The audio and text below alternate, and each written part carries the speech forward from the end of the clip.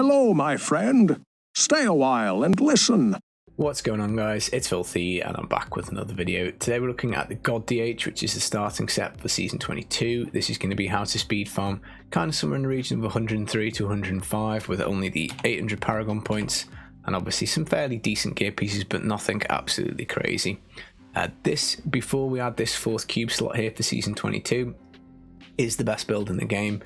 It's going to be very close between this and Necro Bone Spirits, to which I personally prefer for speeds and which will go further in the push, but this is really strong and it's an easier start. I think the Necro, it's easier to build and it does actually have better 2 and 4 piece bonuses that are more useful in your season journey. But before we jump in and take a look, welcome if you are new, do consider subscribing. I've got some more Diablo 3 videos on the way.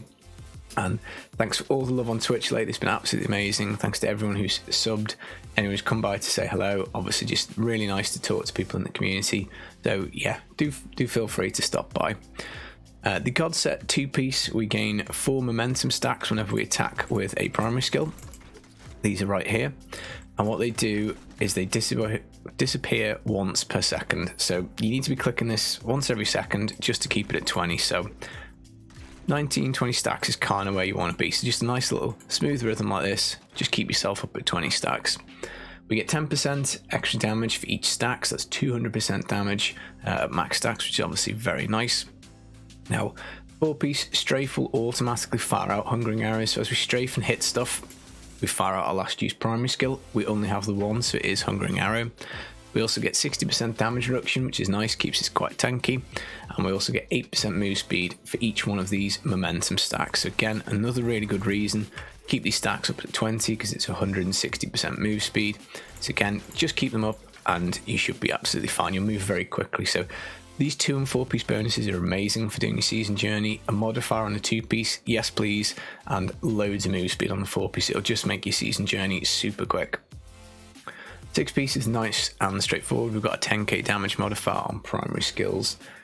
Now we juice up Hungering Arrow with the 9th series satchel, so this is a guaranteed pierce on the skill now, which is obviously great. Also 600% modifier is pretty good. Depth Diggers, primary skills that generate resource deal 100% additional damage. Obviously Hungering Arrow sure does qualify for that. We've got a convention of elements, so when we roll round onto cold, we hit like an absolute truck. Obviously if the grouping from the Templar with the S of Johann coincides with that, we do pretty much melt stuff very easily. We're going to take a Hunter's Wrath belt, so we get a 200% damage mod on the primary skills, which is nice. We also get 30% attack speed, but that's probably less important than the modifier. You want to get this as close to 200%. Take a non-ancient one nearer 200% than an ancient one with a crappy one like 150, 160. It's a big damage increase. What else have we got? We've got Focus and Restraint, so when we hit with the Hungering Arrow, that's 50% more damage. When we hit with Strafe, that's another 50% damage. They're separate modifiers, so obviously it works out pretty good. We've got Squirts, so provided we're not taking incoming damage, we deal up to double damage ourselves. Now, depending on the difficulty level, you may struggle to keep this up. You want to basically keep it up, I'd say, for about 50% of the Rift. If you're not keeping it up for that long, you're probably playing at slightly too high difficulty and you need to drop it. Now, the main mechanism for keeping up the squirts is we shield ourselves with the Fortress Ballista. So this is the shield around the characters we can see here, 236k. So this does come back very quick if it gets knocked off because all we have to do is attack. So it's a 3% shield, stacking 10 times, so 30% of our life. As I say, you just need to keep a little eye on this. If it's not up for you, you either need to swap it for a Flavor of Time or, more realistically, drop the jars a little bit. You can take the Gizzard Gem, but obviously you're going to have to give up one of these damage gems. So we've basically juiced it up with 3 damaging gems. Simplicity Strength, which is just a flat mod on the skills that we hit with. Also gives us this sustain. It's a nice good heal. That's pretty cool. Taeguk gives more damage when we channel and also more armor, some more toughness. That's a really nice one to take as well. And then Bane of the Trapped, again, just a pretty much flat damage mod. Obviously not so much for Juggernaut. So maybe this is the one that comes out for the Gizzard if you want to really super shield yourself and make sure your squirts is up. But I think provided you're getting it up 50% of the time, I'd probably pick these gems. Now we've also got the Dawn. 100% uptime on Vengeance is important. I'm not quite there yet. I just need a little bit more cooldown. I'd aim for about 40% personally, just so you've got a little bit of leeway. And other than that, we've got NEMs to speed up these rifts, because obviously we want the pylons. If you want to do 3-minute rifts, pylons, NEMs, pretty much essential.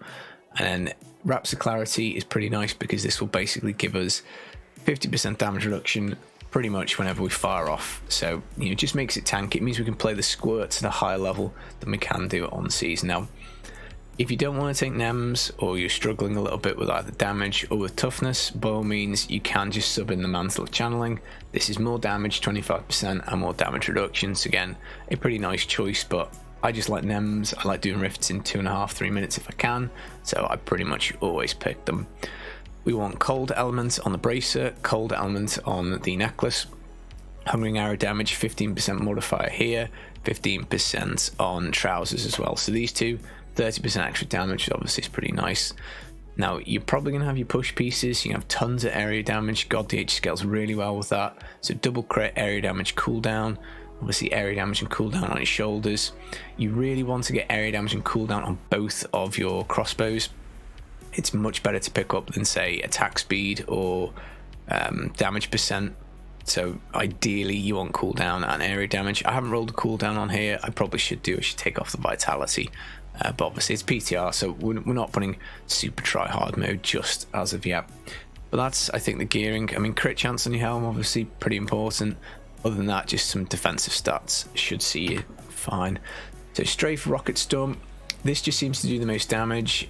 The other choice is potentially Drifting Shadow for a bit more move speed, but I think this one, there's something to do with the breakpoints and the way the piercings work, so Rocket Storm seems to be the way to go. Devouring Arrow is the cold rune. This adds damage for each consecutive pierce. Because of the guaranteed pierce, we can really juice that figure up quite a lot. Vengeance is 40% increased damage, which is obviously very nice. Dark Heart Rune is 50% extra toughness, so again, pretty much no brainer. Fan of Knives, Bladed Armor, 40% armor for 6 seconds. That's pretty nice. Again, keeps that squirts up a little bit. We can also take a passive here, Numbing Traps. And what that will do is it will give us a little bit of damage reduction. I've just been playing with a ZDH, so that's why that was turned off, because I didn't feel like we needed it. But 25% damage reduction paired with this and the extra armor is super handy. Companion Boar Companion, buff up those all resistances for us, keep us a lot tankier than we would do normally. If you swap this off, you'll die a lot more, trust me. Shadow Plow Gloom, on-demand toughness pop, 35% damage reduction whilst it's active. If you overspam it, you run out of discipline, just how it is, but it is there if you need it. Maybe you need to go through a laser, or you just happen to... Bane of my life is Electrified. That is by far the thing that kills me the most. So if I see it, I'll be spamming this just to try and avoid the death. Thrill of the Hunt, Hatred Spenders, slow enemies by 80%. Just kind of useful for a little bit of defense, but very swappable, this one. Awareness, I wouldn't take off. Cheat Death is just great for speed rifting. It just gives you that get out of jail free card, whether it's lags, explosions, or getting stuck in wall or whatever it is. Numbing Traps we've covered. Then Ambush, 40% extra damage to enemies above 75% health. Again, seems to make a bit of sense, but passive wise, there's lots of options. As we said, we had archery on. There are quite a few that you can choose from, but these are kind of the 4 that I've been running on my setup just to try and keep myself alive and tanky. But I guess that's probably it. There's not terribly too many swaps. There are other weapons you can maybe take here, but I probably would do that for pushing. NEMs is just absolutely essential for doing these rifts super quick. And as I say, it's a really good start, because if you think about it, this is for blood shards for 25, this is for blood shards for 25. Quite easy to get. Seaweed is by no means essential. You'll perform really well without one. And then even these 2 hand crossbows, sure, they're very, very helpful, but they're not carrying modifiers, so they're nice to have, but you can play this with a Yangs to start off with, or just any old bow that you find. Belts, this is a tricky one to get. There are lots of belts in the pool, but again, it does have a cheap blood shard cost, so that's obviously something going for us. And rings aren't too bad to get. And again, we've got many that we could go for. Stone Jordan would be nice. Broken Promises early on could be good. And then again, for the amulet, sure, it's really nice to have, but you don't necessarily need it. You could do a Hellfire, you could do a Flavor of Time. Just anything with double crit on and preferably cold to start off would be good. Again, Brace is pretty cheap. So all in all, I think this probably offers a very fast way up to GR 100. As soon as you start getting these pieces, you'll just be rocketing through content. It is very tempting to roll a DH. The only reason I probably am considering against it is because I played it so much last season. But you know, God DH speeds for XP are brilliant in a group. For solo XP, it is very brilliant. Very brilliant. That's terrible English. It's really good, guys. Really good. Yeah, and you've probably seen me play this on stream if you stopped by. So that is the God DH. It is certainly a very fast start, and it's going to be up there as one of the best builds in the game next season. But I've been the Filthy Casual. That's all for now. I hope you enjoyed the video. Take it easy, guys. Stay safe, and I'll see you in Sanctuary. Peace.